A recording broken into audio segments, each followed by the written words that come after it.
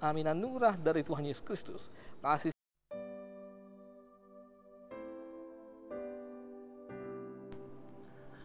Salam sejahtera Bapak, Ibu, dan saudara-saudari yang dikasihi Tuhan. Hari ini mari kita puji Tuhan dengan menyanyikan lagu pujian bagi Tuhan.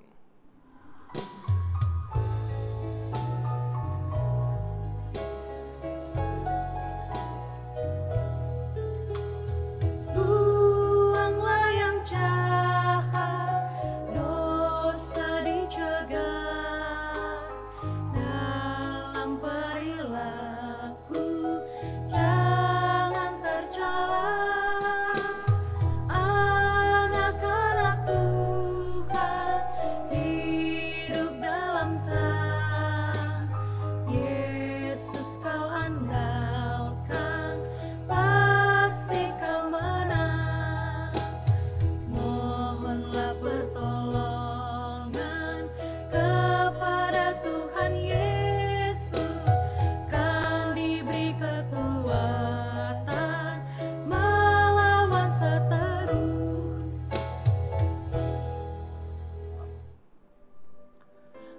Kasih karunia yang dari Allah Bapa dan dari anaknya Tuhan Yesus Kristus memberkati hati dan pikiran saudara-saudari. Amin. Firman Tuhan yang menyapa kita di hari ini yaitu yang tertulis dalam Kejadian 3 ayat 8. Ketika mereka mendengar bunyi langkah Tuhan Allah yang berjalan-jalan dalam taman itu pada waktu hari sejuk, bersembunyilah manusia dan istrinya itu terhadap Tuhan Allah di antara pohon-pohonan dan taman.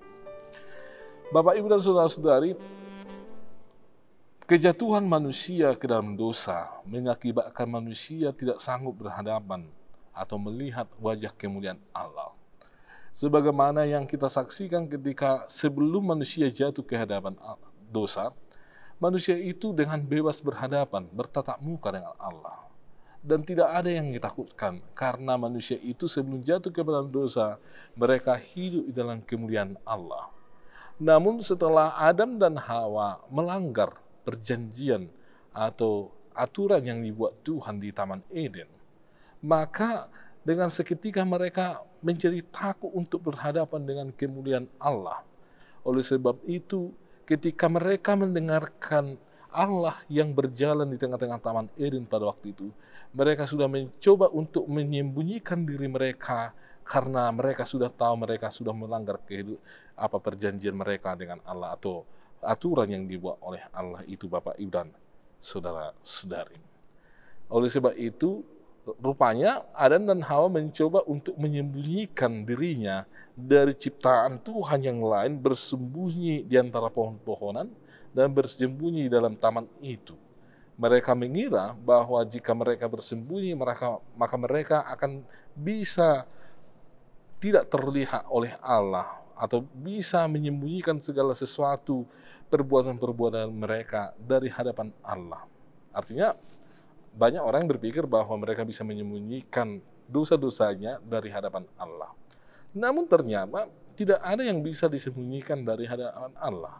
Meskipun Adam kita saksikan mereka mencoba membuat penghalang antara mereka dengan Allah, yaitu pohon-pohonan dan taman itu, tapi itu justru tidak bisa menghalangi Allah untuk melihat seseorang itu apakah dia hidup dalam dosa atau tidak.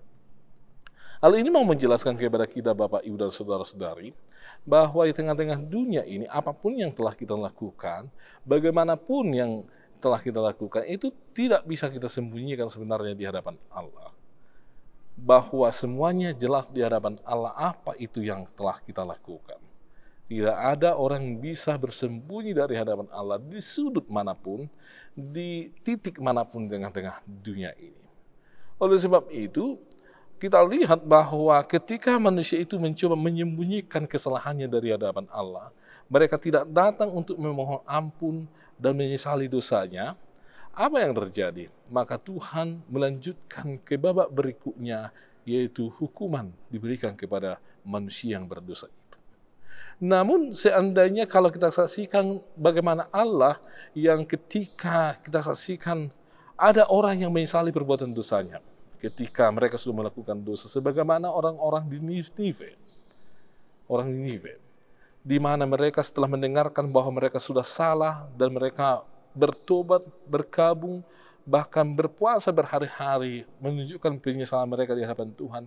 Dan rupanya Tuhan tidak melangsungkan kehancuran ke tengah-tengah kota Ninive itu, bahkan Tuhan memberkati mereka di tengah-tengah kota itu. Ini mau menunjukkan kepada kita Bapak, Ibu, dan Saudara-saudari bahwa Allah yang kita kenal itu adalah Allah yang tidak suka dengan perbuatan dosa. Tapi jika kita datang ke hadapannya memohon ampun, kita sudah melakukan sesuatu yang salah di hadapan Allah. Bahwa Allah itu juga adalah Allah yang penuh kasih dan penuh cinta. Bahkan Dia tidak akan membalaskan kesalahan, tidak akan mengingat kejahatan dari umatnya. Bahkan justru Allah memberkati umatnya dan melupakan masa lalu umatnya yang melakukan kejahatan itu. Ini kita lihat Adam dan Hawa ketika mereka jatuh ke dalam dosa, mereka ibarat orang yang mati terpisah dari Allah. Namun Allah tidak langsung mengakhiri hidup manusia pertama itu, walaupun mereka tidak bisa lagi sekompak dulunya bisa melihat wajah kemuliaan Allah karena mereka akan diusir dari Taman Eden.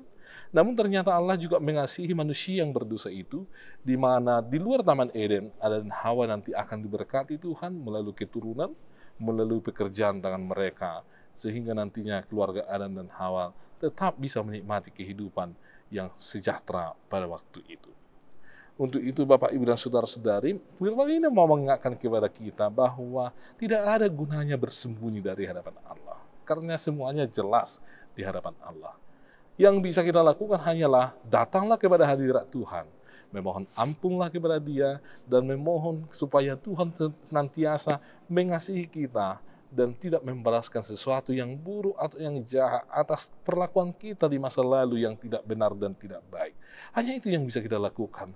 Karena apapun di tengah-tengah dunia ini kita berbuat sebagai usaha untuk menutupi diri kita atas segala dosa kita, sebenarnya sia-sia di hadapan Allah.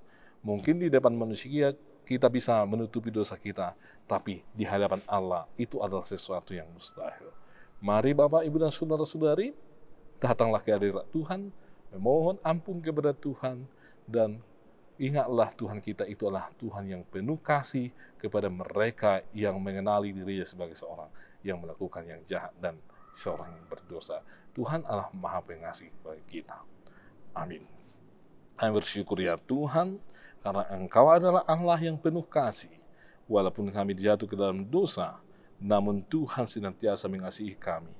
Bahkan Engkau mengutus anak-Mu Tuhan Yesus Kristus agar kami diselamatkan dari dosa, sehingga kami beroleh kehidupan yang kekal, dan kami dijadikan menjadi pewaris kerajaan Allah kelak.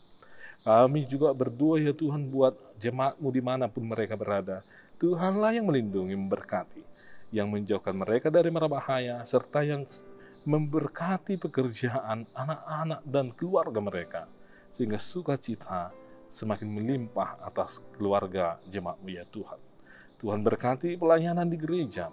Tuhan berkati juga pelayanan para pemimpin kami tengah-tengah bangsa kami ini, sehingga kami semakin bersuka cita, semakin sejahtera dan makmur di tengah-tengah negeri yang Tuhan anugerahkan bagi kami. Ampuni kami atas segala dosa kami, sehingga kami layak di hadapan-Mu. Hanya dalam Kristus Yesus kami berdoa dan mengucap syukur. Amin. Anugerah dari Tuhan Yesus Kristus, kasih setia dari Allah Bapa dan persekutuan dari Roh Kudus menyertai kamu sekalian. Amin.